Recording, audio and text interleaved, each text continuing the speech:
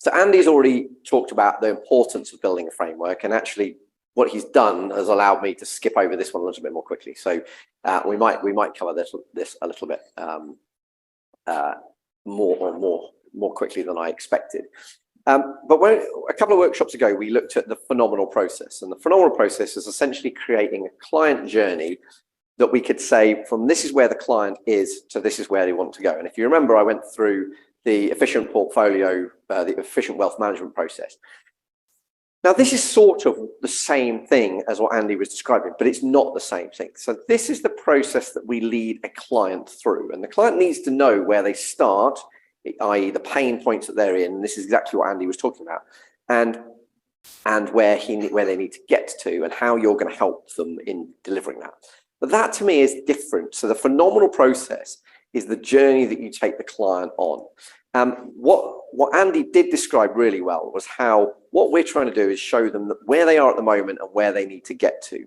And I think there's a difference, particularly in a service business, there's a difference between the framework, which is what I'm going to talk about now, and the phenomenal process. The phenomenal process, I think, is, I remember sitting down with, I said this to you when we talked about the phenomenal process. I remember sitting down with different marketing companies, and they all talked a whole load of stuff about marketing, but I had no concept as to what that process looked like. If I came to you, Mike, and said, I want to sell my business, I don't understand what that process looks like. So having that process is really important, because it just shows me what each step is and how I get from where I am today to where I get to. But I think the framework is then a different piece altogether, because I think the framework is the intellectual property, the information that Andy's talked about. And that is where we need models and frameworks to be able to help communicate to clients what it is that they need to learn, or what it is we can do for them from an information point of view. Ultimately, how can we help them get to the top of the mountain? And there's loads of examples of this, and there's loads of uses for this. So one of the best examples I can remember from a historical point of view is the 7 Habits of Highly Effective People. Has anyone not read 7 Habits of Highly Effective People by Stephen Covey? Okay, very important book, very good book. I don't remember it being, I don't remember it being that long, but it is. But what it is a very memorable structure in terms of, right, and it's been quoted God knows how many times by different coaches and different things that I've seen over the years. But it's one way of using a framework. And in fact, that's one of the reasons why when I first saw Andy talk about his UBS system, I'd already written the Dream Retirement. I was like, oh my God, I've built all the content that's in the book. I just have no structure. It's just like I've vomited that information onto the pages. And as immediately seeing the UBS, I was like, if I'd built it around a framework, this would be way more useful in so many other places. And Andy talked about the fact that we can use those sorts of systems and frameworks in different ways. It's not just about front office, it's about back office. So for example, Starbucks have their latte system. And the latte system is how they teach their employees how to deal with complaints. So latte stands for listen, acknowledge, thank, take action, and encourage. Because what they were finding was that when people were making complaints, actually they weren't being handled well as a business. And they needed to give people a framework within which they could operate to make more, improve their customer service around that opportunity. And so having these memorable frameworks, you notice that Andy didn't use any notes, and he specifically said you should never present with notes.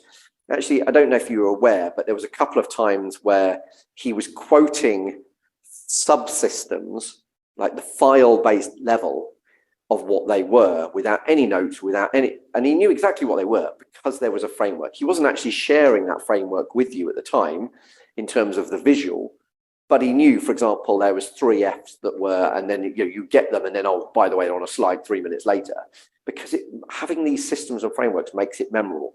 Not just for you to be able to teach it and communicate it, but for your audience to remember it. If I said, what are the 3 Fs around, I can't even remember what they were, as in what the issues were, but it was the fuck ups, the faults, and that was it. It was making you more,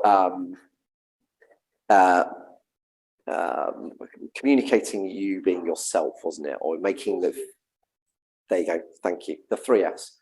So it's about creating those different systems that allow you to. So if we had no slides, he could have still gone through his whole system presentation, because all he's got to do is think, oh, okay, what's the S? What's the Y?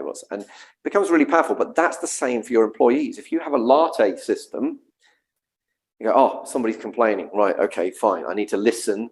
Then I need to acknowledge that we've made a mistake. Then I need to thank them for sharing their feedback with us. Take action, right, sorry, here's a free coffee, and please do come again type thing. It's really easy to remember, isn't it? You can build intellectual models around it. Anyone, again, not read The Chimp Paradox?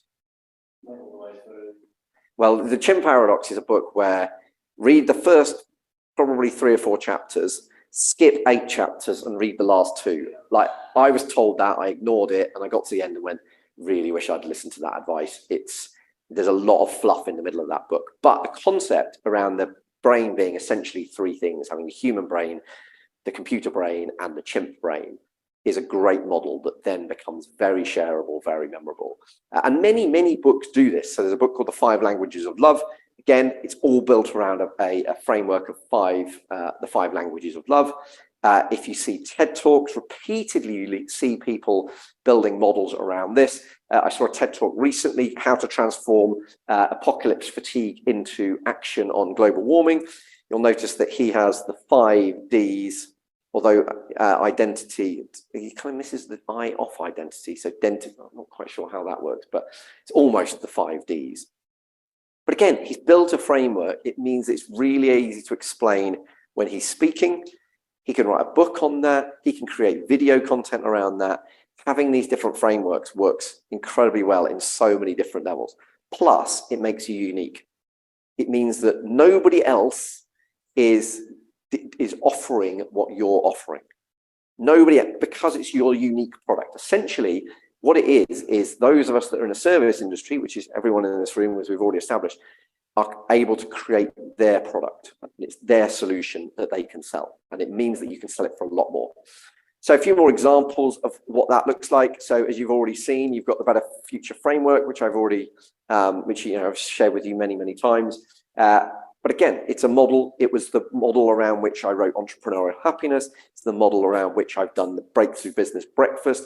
It's the model around which we've built the Trusted Team and these workshops. An efficient portfolio, we had the efficient money method.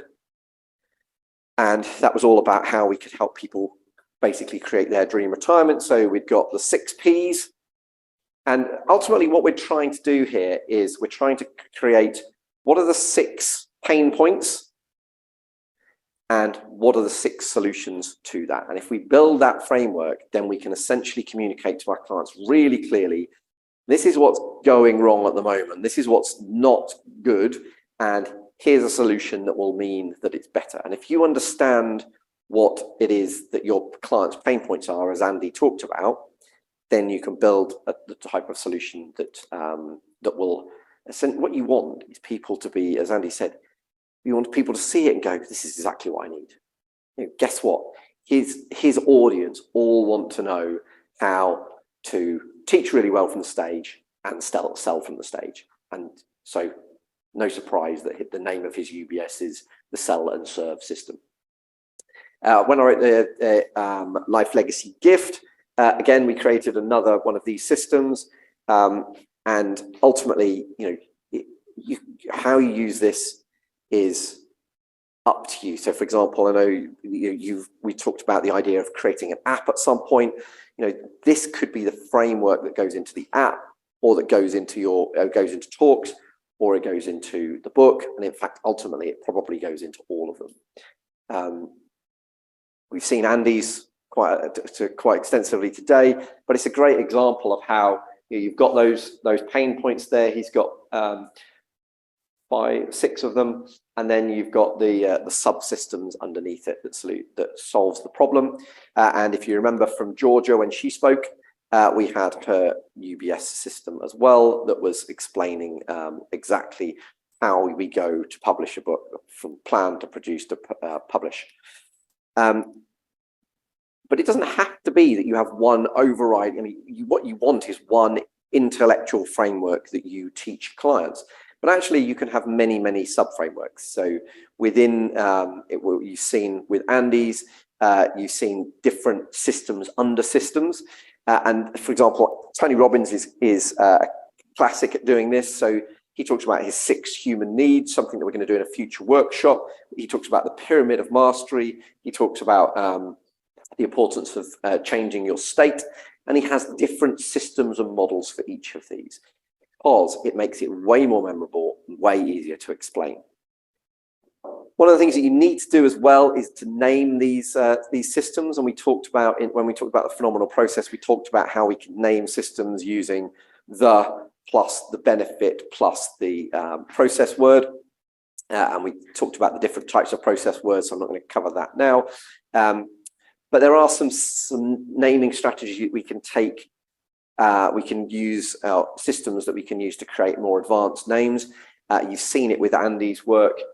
So, for example, he has here the alliteration of all the I's. So again, that, the 3 F's, the 6 P's, when we can start creating systems around the same words, it makes it much more memorable. And the easy way to do that is to use the thesaurus. So you find your 6 words that you want. You might find a common theme with them. 3 out of 4 begin with the letter P.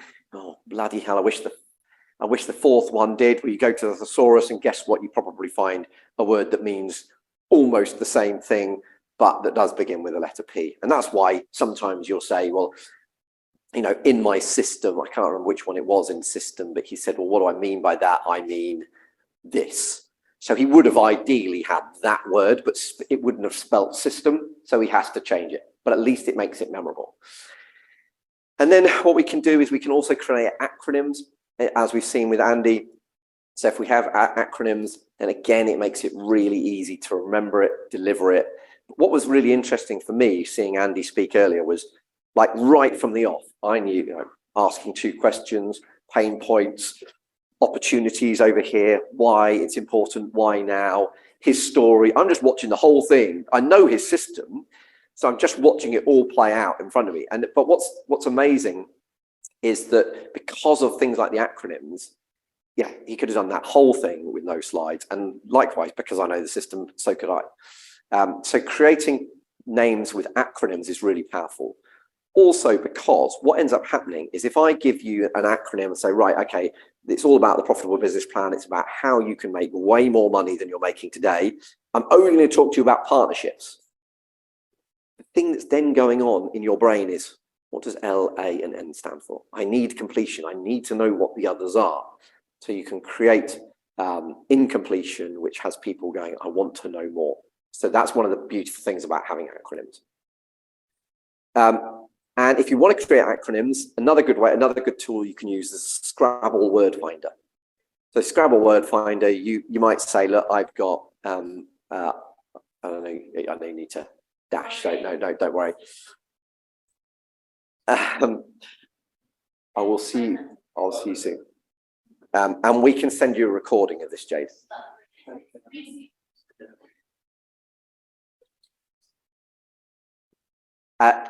So what you might find is you've got 4 things in your system. You put the first letter of each into the Scrabble Word Finder. Probably want to put a question mark on the end as well, because that allows you to flex with 1 letter.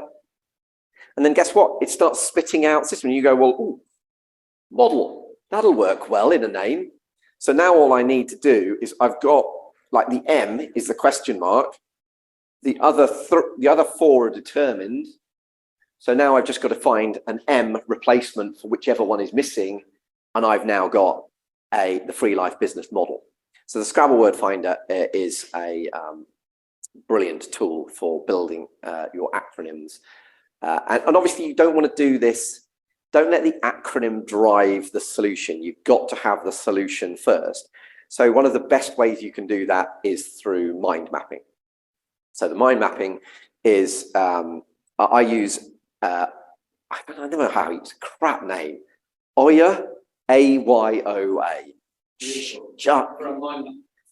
the best that I've found, exactly. Horrible name, never know how to say it.